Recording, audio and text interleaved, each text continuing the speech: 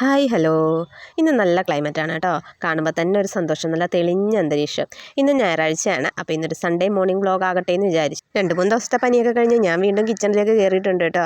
തീരെ വയ്യായിരുന്നു. എനിക്കങ്ങനെ പെട്ടെന്നൊന്നും പനിക്കാറില്ല, പക്ഷേ ഇത് നന്നായിട്ട് തന്നെ പനിച്ചു കേട്ടോ. എന്തായാലും ബ്രേക്ക്ഫാസ്റ്റിന് രാവിലെ അപ്പം കടലക്കറിയാണ്. അപ്പത്തിന് മാവ് ഇന്നലെ അരച്ച് വെച്ചിട്ടുണ്ടായിരുന്നു, കടലയും വെള്ളത്തിയിട്ടിട്ടുണ്ടായിരുന്നു. രാവിലെ തന്നെ അമ്മ കടല വേവിച്ച് വെച്ചിട്ടുണ്ടായിരുന്നു കേട്ടോ. പിന്നെ അത് കറിയാക്കുന്നത് എനിക്കുണ്ടായിരുന്നുള്ളൂ ജോലി. അതിനുവേണ്ടി ഞാൻ കുറച്ച് സവോളയും 2-3 വെളുത്തുള്ളി അരിഞ്ഞെടുത്ത് കേട്ടോ. ഇവിടെ അങ്ങനെ പച്ചമുളക് ബാനൂട്ടിക്കും ഐവിൻകുട്ടനും എരിവ് അത്ര പറ്റില്ലാത്തതുകൊണ്ട് ഞാൻ പച്ചമുളകൊന്നും ചേർത്തിട്ടുണ്ടായിരുന്നില്ല കേട്ടോ. കടല വേവിച്ചപ്പോൾ അതിനകത്ത് ഇച്ചിരി ഇട്ടിട്ടുണ്ടായിരുന്നേ.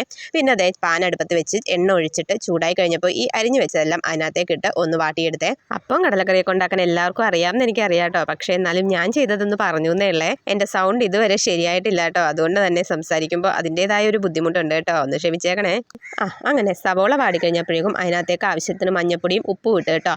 അതൊന്ന് വാടിക്കഴിഞ്ഞപ്പോൾ വീണ്ടും മല്ലിപ്പൊടിയും അതുപോലെ ആവശ്യത്തിനുള്ള മുളക് പൊടി ഇട്ടിട്ടുണ്ട് കേട്ടോ. മല്ലിപ്പൊടി ഒരു 1.5 സ്പൂണും മുളക് പൊടി ഒരു 1/4 സ്പൂണേ ഞാൻ ഇട്ടുള്ളൂ. അതൊക്കെ ഓരോരുത്തരുടെ ടേസ്റ്റാണ്. ഓരോരുത്തരുടെ എരിവും ആവശ്യത്തിനുള്ള പുളിയൊക്കെ അനുസരിച്ചല്ലേ ഓരോ കറിയും വെക്കാൻ പറ്റുള്ളൂ. അല്ലാതെ മറ്റൊരാൾ ചെയ്യുന്നത് അതേ വഴി ചെയ്താൽ നമുക്ക് ചിലപ്പോൾ ഇഷ്ടപ്പെടണം എന്നില്ലല്ലോ. അതുകൊണ്ടാണ് കേട്ടോ അത്ര ക്ലിയർ ആയിട്ടൊന്നും പറയാതെ. പിന്നെ കുറച്ച് ഗരം മസാലയും അതുപോലെ കുറച്ച് ചിക്കൻ മസാലയും ചേർത്ത് കൊടുത്തിട്ടുണ്ടായിരുന്നേ. ചിക്കൻ മസാല ഉള്ളതുകൊണ്ട് ചേർത്തതാണ് കേട്ടോ. അങ്ങനെ ഇതെല്ലാം കൂടി ഒന്ന് വാടി കഴിഞ്ഞപ്പോഴേക്കും അതിനകത്തേക്ക് വേവിച്ച് വെച്ച കടല കുറച്ച് ചേർത്ത് കൊടുത്തു കേട്ടോ.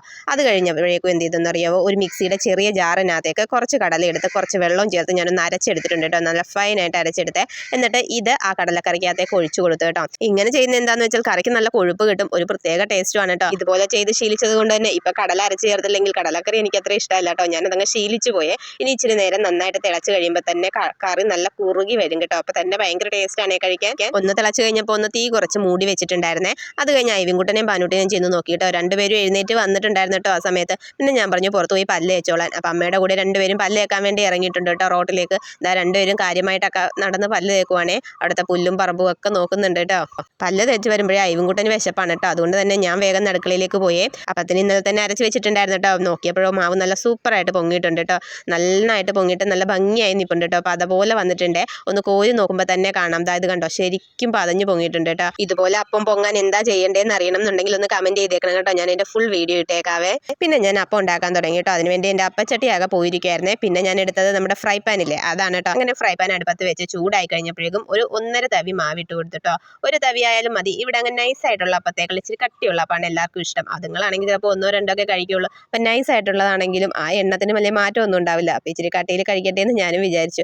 നല്ല പൂ പോലുള്ള അപ്പം ഇവിടെ റെഡി ആയിട്ടുണ്ട്.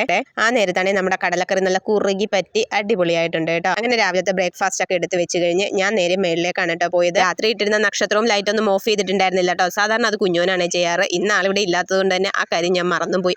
കുറച്ച് കഴിഞ്ഞപ്പോഴാണ് ഓർത്തത്. പിന്നെ വേഗം മേളിൽ പോയി അതെല്ലാം ഓഫ് ചെയ്തേ. പിന്നെ കുറച്ച് തുണിയൊക്കെ കഴുകാനുണ്ടായിരുന്നു കേട്ടോ. ഇന്നലെ തന്നെ തുണിയെല്ലാം മെഷീനിലിട്ട് കുറച്ച് സോപ്പ് പൊടി ഇട്ട് വെച്ചിട്ടുണ്ടായിരുന്നേ. രാവിലെ തന്നെ മെഷീൻ ഓണാക്കി കേട്ടോ. ഓണാക്കി ഒരു 2 മണിക്കൂർ പിടിക്കും അതൊന്ന് കഴുകി തീരാൻ. ഓണാക്കി വെച്ചിരുന്ന പിന്നെ സമയം പോലും നമുക്ക് വന്ന് വിരിച്ചിട്ടാൽ മതിയല്ലോ എന്ന് വിചാരിച്ച് അങ്ങനെ ഓണാക്കി വെച്ചേക്കുവേ. ചിലപ്പോൾ വിരിക്കുമ്പോൾ വൈകുന്നേരം ആവും, എങ്കിലും രാവിലെ അലക്കി ഇട്ടിട്ടുണ്ടെങ്കിൽ ഒരു സമാധാനമാണല്ലോ. അങ്ങനെ മെഷീൻ ഓണാക്കി തിരിഞ്ഞപ്പോഴാണ് കേട്ടോ ഞാൻ ഓർത്തത് ഈ ചുറ്റുപാടൊക്കെ നിങ്ങളെ ഒന്ന് കാണിച്ചേക്കാന്ന്. ചുറ്റും കാടാണ് കേട്ടോ, ഒരു കൊടുങ്കാട് എന്നൊക്കെ വേണേൽ പറയാം. അപ്പുറത്തെ സൈഡിൽ ഇച്ചിരി വീടൊക്കെ ഉണ്ട്. പിന്നെ അതാ ഈ സൈഡ് എന്ന് വെച്ചാൽ ആ കാണുന്നത് ഒരു മെൻസ് ഹോസ്റ്റലാണ് കേട്ടോ. ഇവിടെ അടുത്തൊരു എഞ്ചിനീയറിംഗ് കോളേജ് ഉണ്ട്, അവിടുത്തെ കുട്ടികളുടെ ഹോസ്റ്റലാണ് കേട്ടോ. പിന്നെ ഇത് ഫ്രണ്ട് സൈഡ്, അതായത് കിഴക്കേ സൈഡാണ്. അവിടെ റോഡ് കാണാം കേട്ടോ. ഇപ്പോൾ ഇവിടുത്തെ മരമൊക്കെ വെട്ടിയത് കൊണ്ട് റോഡ് കാണാൻ പറ്റുമേ. അതുപോലെ റോഡിൽ കൂടി പോകുന്നവർക്ക് ഈ വീടും കാണാം. നേരത്തെ ഇതൊന്നും കാണില്ല, ഒരു കുറ്റിക്കാടിനകത്തായിരുന്നു കേട്ടോ ഞങ്ങളുടെ വീട്. അപ്പോൾ ഈ വീടും പരിസരവും ഞങ്ങളുടെ ഇന്നത്തെ വിശേഷങ്ങളൊക്കെ നിങ്ങൾക്ക് ഇഷ്ടമായിട്ടുണ്ടെങ്കിൽ ഒന്ന് സബ്സ്ക്രൈബ് ചെയ്തേക്കണേ. അപ്പോൾ ശരി.